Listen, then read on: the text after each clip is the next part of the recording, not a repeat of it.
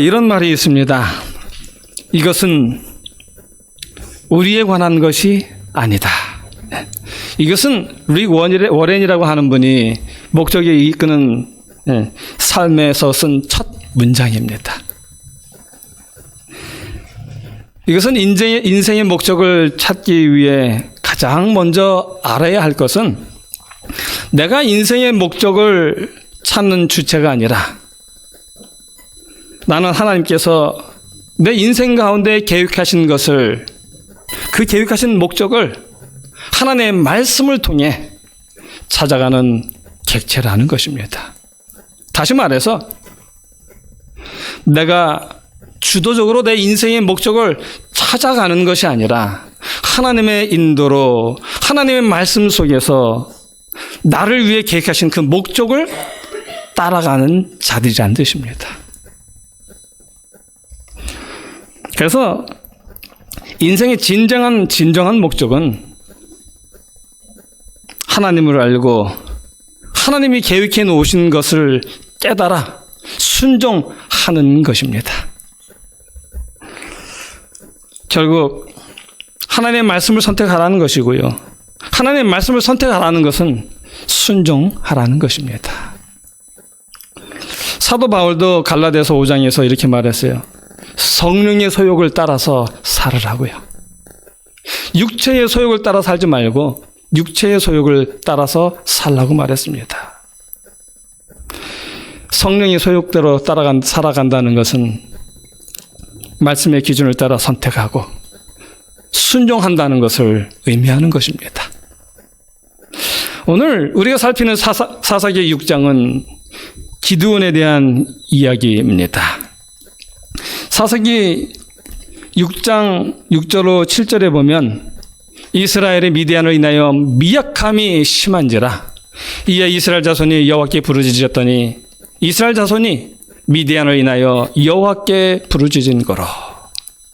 여기 이스라엘 자손이 미디안으로 인하여 그 미약함이 심했다고 말합니다. 그래서 하나님께 부르짖었다라고 이야기를 합니다.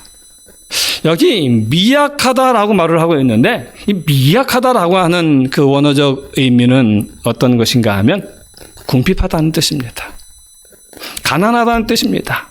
황폐하다라는 뜻입니다. 그 미디안을 인하여 황폐함이 심하다는 것이지요. 기드온의 이야기가 시작되는 사사기 6장도요.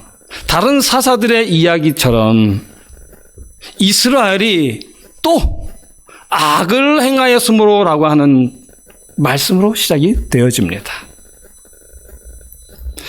그리고 이번에는 하나님께서 그들을 미디안의 손에 넘겨주었다라고 말씀을 하십니다. 그런데 이번 미디안의 압제는 지금까지 당한 압제 중에 최악의 압제였습니다. 그 2절에 보면요.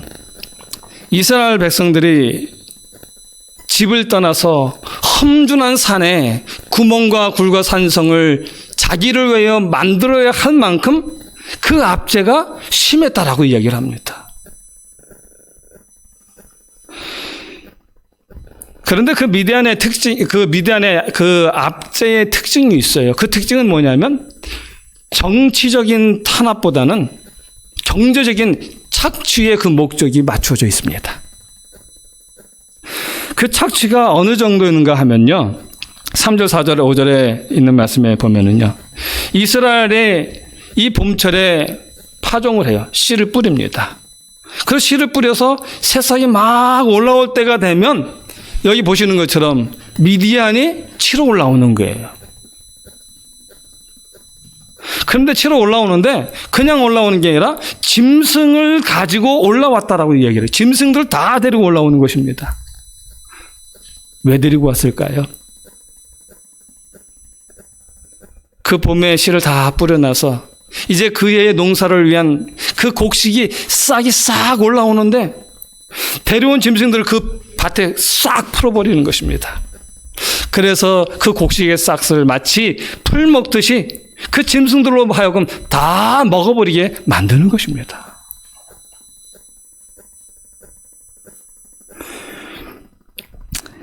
그런데 그것도 간헐적인 것이 아니라 여기 보면 가지고 온 장막을 치고 거주하면서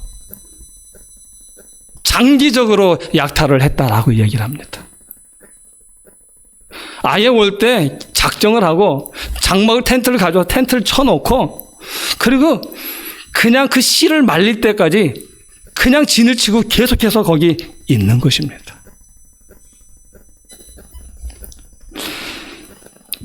그리고 그 다 먹이고 난 다음에 그들이 떠날 때에는 양이나 소나 나귀들을 다 약탈해서 가지고 갔습니다. 이렇게 삶의 기반을 완전히 붕괴시켜 버린 것입니다. 그리고 그들의 경제적 착취여서 끝이 아니에요. 그렇게 하다가 운 좋게 어찌어찌해서 겨우 농사를 지어버리면 추수할 때에 다시 올라와서 그 추수한 것들을 다 착취해 가는 것입니다. 이렇게 이스라엘 백성들이 굶주렸고 땅은 수탈을 당했습니다. 그래서 이스라엘 백성들이 결국은 하나님께 부르짖게 되었다라고 이야기를 합니다. 부르짖지 않으면 안 될 수밖에 없는 상황이 되어서 그들은 짓게 된 것입니다. 하나님이 필요해서 하나님을 찾아가는 것이 아니라 부르짖어야만 되는 상황 때문에 어쩔 수 없이 하나님께 부르짖었다는 사실을 성경은 우리에게 이야기하고 있습니다. 그런데 은혜롭게도 그렇게 부르짖을 수밖에 없는 상황이 돼서 부르짖었는데도 그 부르짖음은 하나님의 은혜였습니다.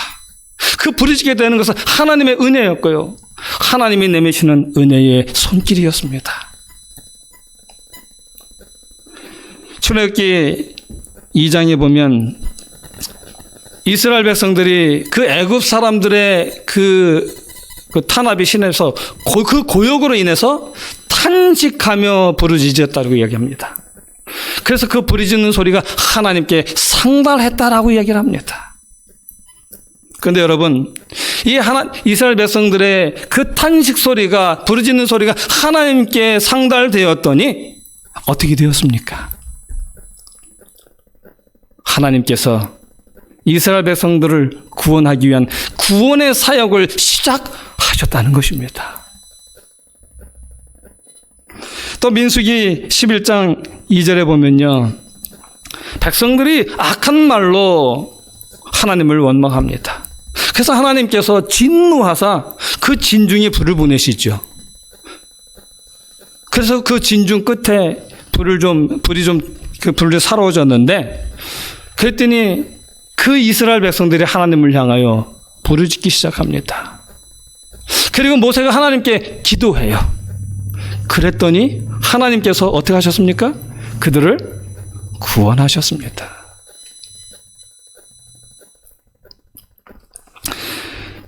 또 사무엘하 22장 7절에 보면 다윗이 이렇게 고백을 합니다. 내가 여호와께 부르짖었더니 나의 환난으로부터 나를 구원하셨다. 그 성경절은 이렇습니다. 내가 환난 중에서 여호와께 아뢰며 나의 하나님께 아뢰었더니 저가 그 전에서 내 소리를 들으시며 나의 부르짖음이 그 귀에 들렸도다. 하나님께서 응답하심으로 말미암아, 나의 부르짖음에 응답하심 하나님으로 말미암아 내가 그 모든 환난으로부터 건짐을 받았다라고 이야기를 합니다. 그러므로 하나님을 향한 부르짖음은 하나님의 은혜요 구원의 손길입니다.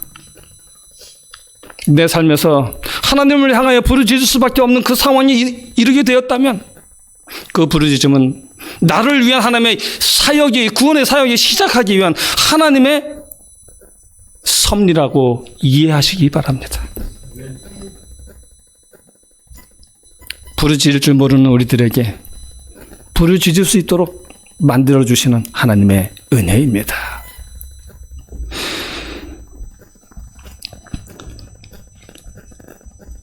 부르짖으라는 말은 믿음의 주여 온전케 하시는 이인 이 예수를 바라보라는 것입니다.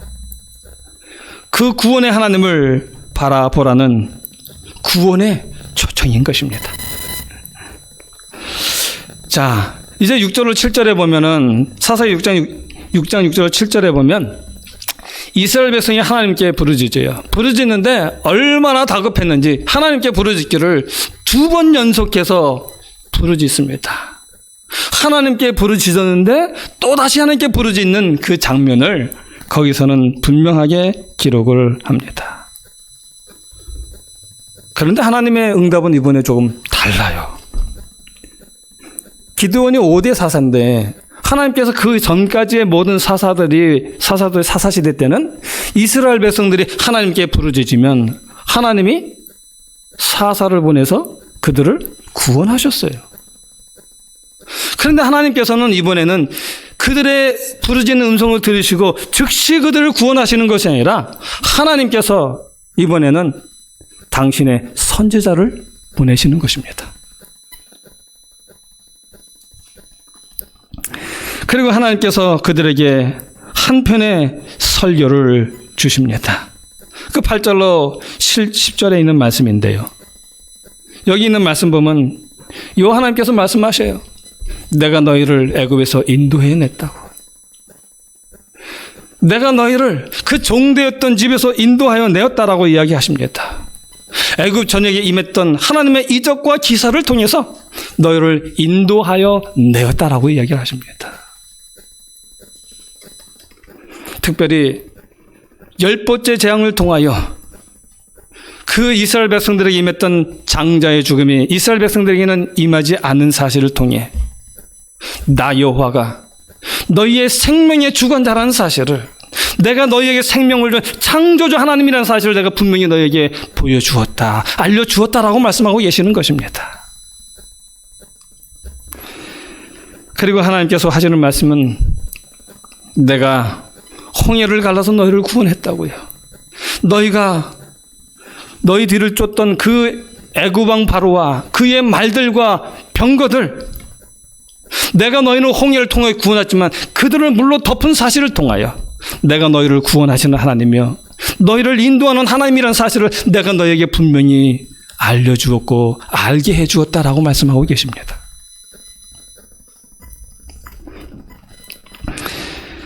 또 광야에서 아모리 5 왕들과 싸울 때에 태양을 기본 골짜기 위에 멈추게 하시고요, 달을 아얄론 골짜기 위에 멈추게 하실 정도로 그들을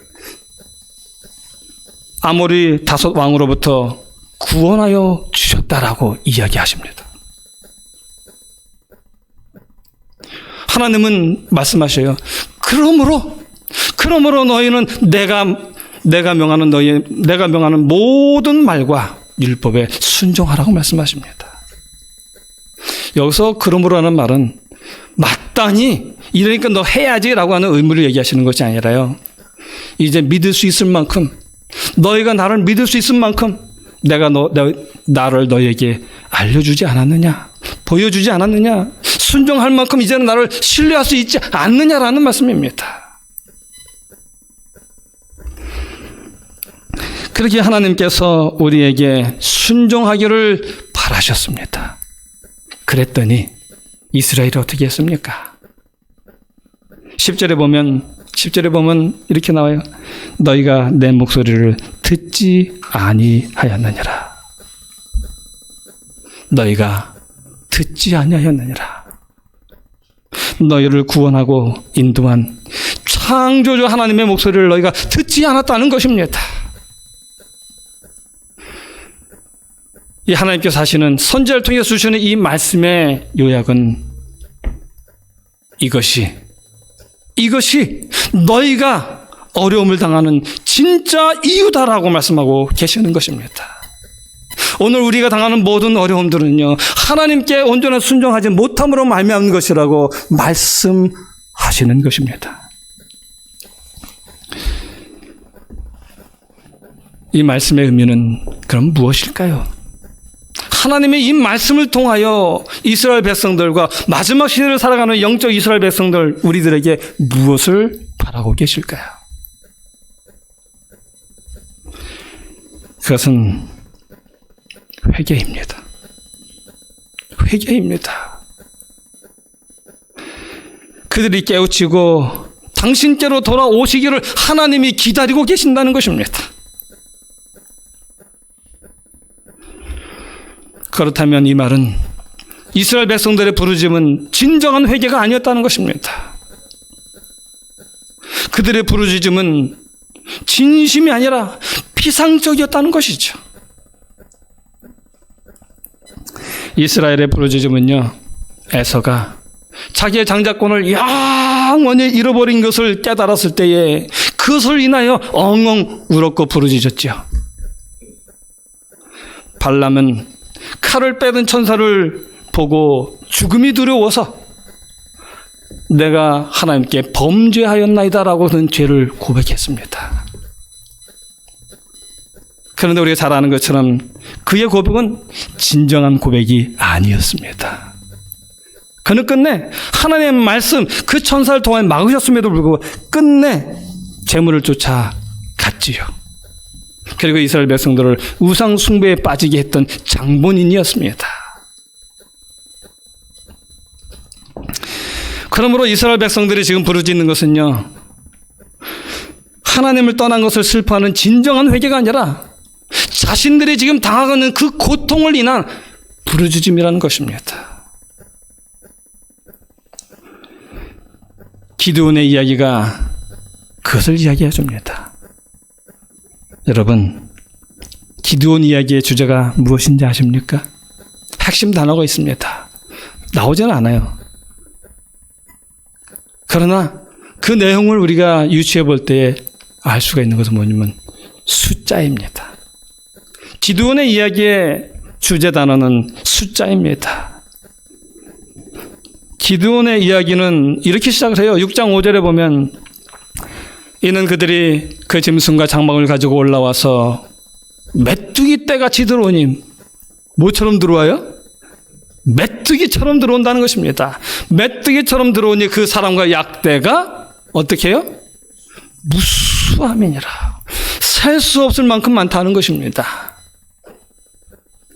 그 다음에 7장 12절입니다. 7장 12절에 보면 미디안 사람과 아말렉 사람과 동방의 모든 사람이 골짜기에 누웠는데 메뚜기 중다함 같고 그 약대의 무수함이 해변의 모래가 뭐함 같아요? 수다함 같은지라. 여기 미디안 족속에 대한 그 특징을 이야기하고 있는데 그 특징이 뭐냐면 많다는 것입니다. 중다하다는 것입니다. 수다하다는 것입니다. 그런데 하나님도 역시 숫자를 언급하십니다. 사사기서 7장 2절에 보면 거기 말씀하셔요. 하나님께서 기드온에게 말씀하시죠. 너를 쫓는 백성이 어떻게 해요? 너무 많은즉. 너무 많다는 거예요. 너를 쫓는 백성이 너무 많은즉 내가 그들의 손에 미디안 사람을 붙이지 아니하리라. 왜냐하면 이스라엘이 스스로 자기 손으로 자기를 구원했다라고 말할까 봐 하나님께서 붙이지 아니하시겠다는 것입니다. 여러분, 지금 기드온이 군사를 막 모집했더니 몇 명이 모였었어요? 32,000명이 모였어요. 32,000명의 숫자가 하나님은 많다라고 말씀하십니다. 여러분, 사사기 8장에 보면 그 미디안 그 족속들의 그 인원수가 나오는데요. 13만 5천 명이에요. 여러분, 13만 5천 명을 대항하려고 하는데 3만 2천이 많습니까? 안 많죠. 그런데 하나님은 그 숫자가 많다고 그래서요. 숫자가 많다고 하십니다. 그래서 하나님께서는 기드온에게 이야기하셔서 숫자를 줄이라고 하셨어요. 그래서 줄였더니 몇 명이 남았어요? 300명이 남았어요. 여러분, 13만 5천 대 300. 이거 상식적입니까? 비상식적입니까? 말도 안 되는 비상식적인 전쟁의 구도입니다. 그런데 하나님은 그 300명이 그래도 또 뭐 최첨단 무기를 무장하고 싸우는 것도 아니고 항아리와 횃불 하나 들고 나가서 싸웠는데 하나님께서 그 13만 5천을 전멸시키셨어요. 그리고 하나님께서 이스라엘 백성들을 미디안으로부터 구원하셨습니다. 이것은 오늘 우리에게 무엇을 말해주고 있는 것입니까? 다윗이 이렇게 말했어요. 여호와의 구원하심이 칼과 창에 있지 아니하다고요. 그것을 누구로 알게 하겠다고요? 이 무리로 알게 하겠다고요. 하나님을 욕하는 그 블레셋 사람들에게 알게 하고요. 그리고 하나님을 잊어버린 이스라엘 백성들로 하여금 알게 하겠다는 것입니다. 이 전쟁은 누구에게 속했다고요? 하나님께 속했다는 것입니다. 이스라엘이 받는 납제가 이스라엘의 수가 적어서가 아니라 하나님께 불순종함으로 말미암은 것이라고 하나님은 기드온의 이야기를 통하여 우리에게 교훈하고 계십니다. 그래서 하나님은 그것을 깨닫게 하셨어야 했습니다. 이스라엘 백성들에게 무엇이 문제인지 깨닫게 하셔야만 하셨던 것입니다. 그래서 하나님께서는 선지자를 보내시고 그들에게 애굽으로부터 인도내신 하나님의 모든 섭리를 다 이야기하시고 그러나 너희가 순종하지 않았다라고 말씀을 하신 것입니다. 그러므로 선지자를 통해 주시는 하나님의 말씀은 내게로 돌아오라는 것입니다. 너희의 부르짖음은 후회이지 회개가 아니라고요.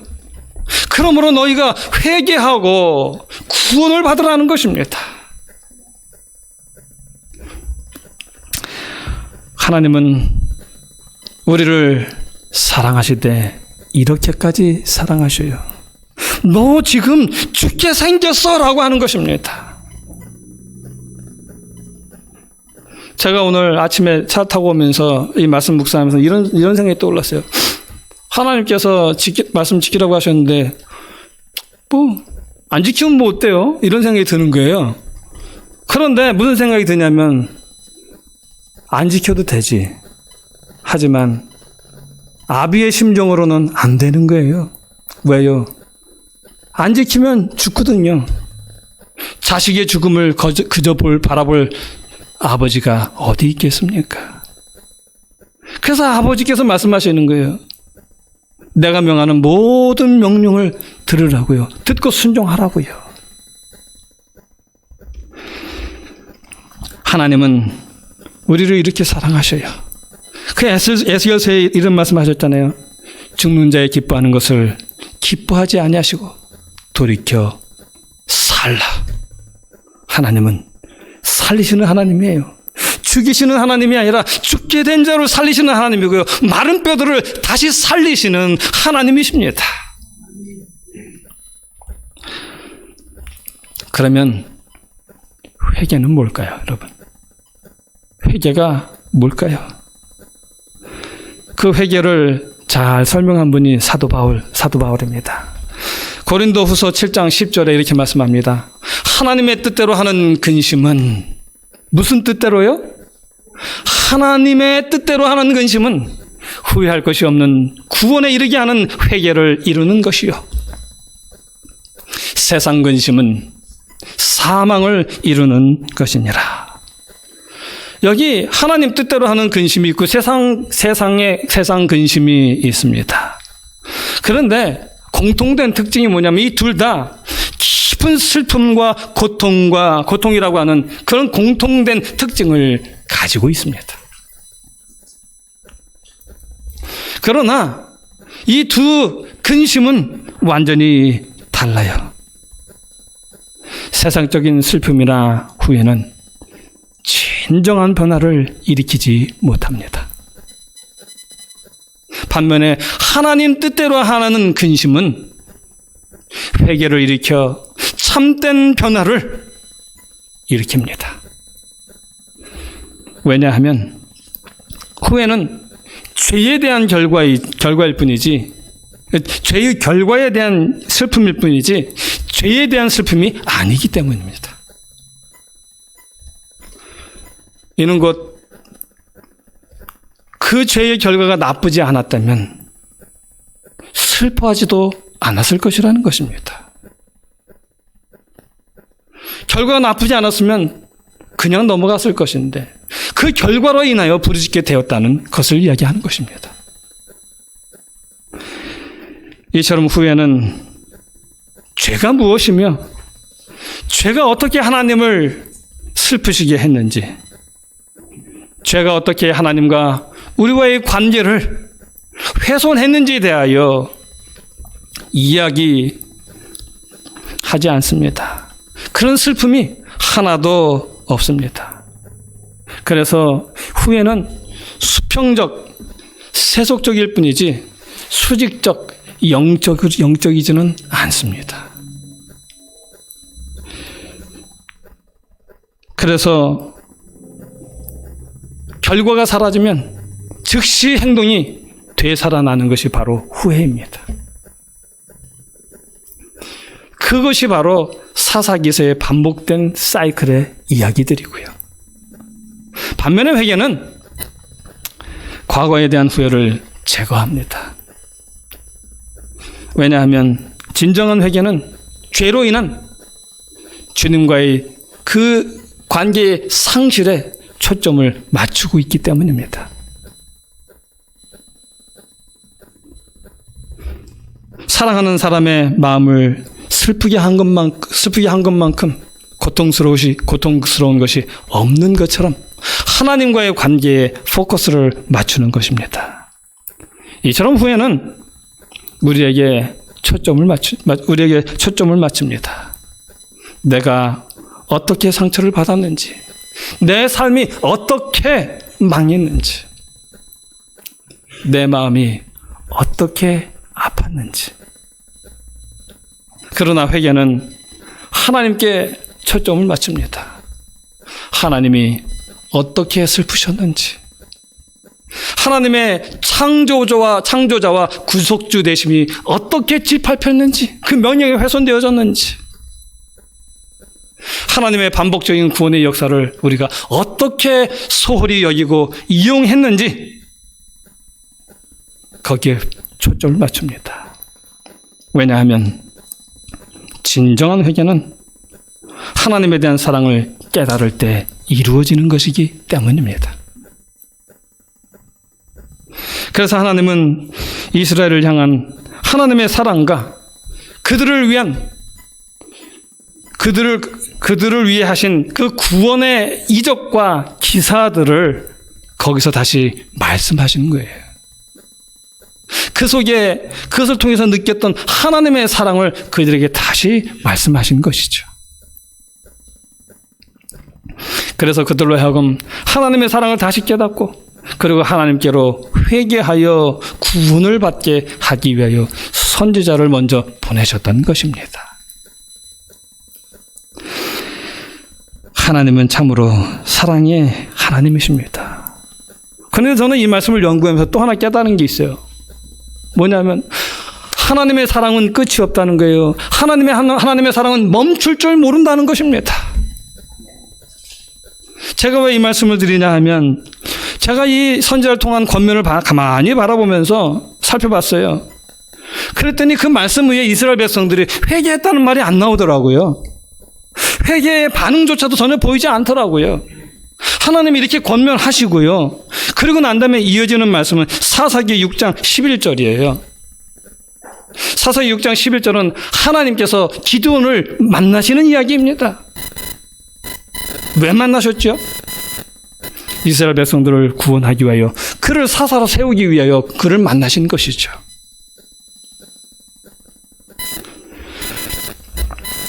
이스라엘 백성들이 얼마나 무서웠는지는 이 추수할 때에 숨어서 그 포도주 틀에서 밀을 타작하는 그 기드온의 이야기를 통하여 이스라엘 백성들의 두려움이 얼마나 심했는지를 이야기해 주고 있습니다. 근데 저는 이 이야기를 통해서요, 하나님은 정말 사랑의 하나님이시구나. 지금 회개 안 하면 지금 죽게 생겼어요. 회개 안 하면 죽어가 아니라요. 하나님은 회개하라 해놓고 하나님은요, 즉시 구원을 행하십니다. 하나님은 기돈을 찾아가서 이스라엘을 구원할 사사로 그를 부르시죠. 그리고 하나님은 그를 이스라엘의 구원의 사사로 삼으십니다. 결론적으로 말씀드리면 기돈을 통하여 하나님은 이스라엘을 구원하셨습니다. 저는 여기서 이쯤 되니까 그 하나님의 사랑이 창조로부터 시작됐다는 사실을 다시 한번 마음속에 느끼게 됐어요. 제 마음속에 막 떠오르는 것은 아담이 떠올랐어요. 하나님께서 아담을 내어보내실 때에 하나님이 하시는 거예요. 아담아, 내가 약속하마. 내가 너를 반드시 돌아오게 해줄게. 내가 반드시 너를 구원해 줄게. 내 생명을 버리고서라도, 내 생명을 버리고서라도 너를 꼭 구원할게. 대신 너는 그 약속을 믿기만 하렴. 그리고 하나님께서 그에게 가죽옷을 입혀 주셨습니다. 십자가의 생명의 옷을 그에게 입혀 주신 것입니다. 그래서 사도 바울은 로마서 5장 8절에서 이렇게 말합니다. 우리가 아직 죄인 되었을 때에. 여러분, 우리가 의롭게 되는 방법이 딱 하나 있어요. 뭡니까? 회개입니다. 회개를 통해서만 우리가 의롭게 될 수 있어요. 근데 그 회개도 내가 할 수 있는 게 아니라 하나님께서 하나님의 사랑을 우리를 느끼게 해 주실 때에 비로소 우리가 회개할 수 있단 말입니다. 그런데 우리라고 회개하도록 이끄신 하나님의 사랑은 뭐냐면, 우리가 아직 죄인 되었을 때에, 아직 우리가 회개하지도 않았는데 하나님께서 우리를 위하여 당신의 독생자 아들을 보내셔서 죽게 하셨다는 것입니다. 이렇게 자기에 대한 사랑을 우리에게 확증하심으로 말미암아 우리가 회개하게 되고 구원에 이르게 되었다라는 것이 사도 바울이 우리에게 주는 교훈입니다. 그렇습니다. 요한일서 4장 19절 보면 우리가 사랑하면 그가 먼저 우리를 사랑하셨음이니라. 우리가 사랑하기 때문에 하나님이 우리에게 은혜를 베푸시는 것이 아니라 하나님이 먼저 베푸신 그 은혜와 구원 때문에 우리가 하나님을 사랑하게 되었다라고 말합니다. 그러므로 우리가 순종해야 합니다. 우리가 하나님께 순종해야 합니다. 그래서 순종을 믿음이라고 이야기하는 것입니다. 어디까지 우리가 믿느냐는 내가 오늘 어디까지 순종하느냐입니다. 내가 순종하는 만큼 내 믿음이에요. 순종하는 데까지가 믿음입니다. 그러므로 순종이 없다면 아직 나의 믿음이 증명되어지지 않은 것입니다. 여러분, 예수님의 생애의 키워드가 뭔지 아십니까? 예수님의 온 생애, 특별히 공생의 그 키워드가 뭔지 아십니까? 순종입니다. 순종. 요한복음 6장 33절에 보면 내가 하늘에서 내려온 것은 내 뜻을 행하려 함이 아니요 나를 보내신 이의 뜻을 행하려 함이니라. 예수님은 아들로서 하나님 아버지께 순종하셨습니다. 그의 공생의 3년 반 동안 하나님께 순종하는 것에 초점을 맞추셨습니다. 그래서 예수님의 사역은요, 기적과 능력을 행하시는 것이 아니라 아버지의 뜻에 순종하는 것입니다. 그리고 아버지의 뜻에 순종하는 과정 속에서 능력을 행하시고 순종하는 기적을 행하시는 것이지, 기적과 능력을 행하는 것이 예수님의 공생애의 목적이 아니었다는 것입니다. 순종에서 이루어지는 이적과 기적입니다. 그리고 예수님의 순종의 절정은 십자가였습니다. 할 수만 있으면 이 잔을 내게서 옮겨달라고 했던 그 예수님. 그러나 나의 뜻대로 하지 마옵시고 아버지의 뜻대로 하옵소서라고 했던 그 예수님. 마지막까지 그분의 삶의 키워드는 순종이었습니다. 그리고 그 순종이 인류의 저주를 끊어내는 놀라운 사건이 되었습니다.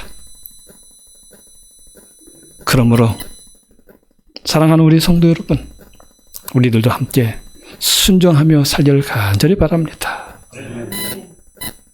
예수님의 순종으로 말미암아 인류의 저주가 끊어진 것처럼 하나님은 우리를 이 세상의 빛으로 삼으셨는데 우리의 순종을 통하여 이 세상에 그 사랑의 빛이 비춰질 것입니다. 아무쪼록 우리의 순종을 통하여 하나님의 그 아름다운 빛이 온 세상에 비추고 그리고 마침내 우리 교회가 하나님 바라시는 아름다운 축복된 교회가 되기를 간절히 소원하면서 오늘의 말씀을 드리겠습니다.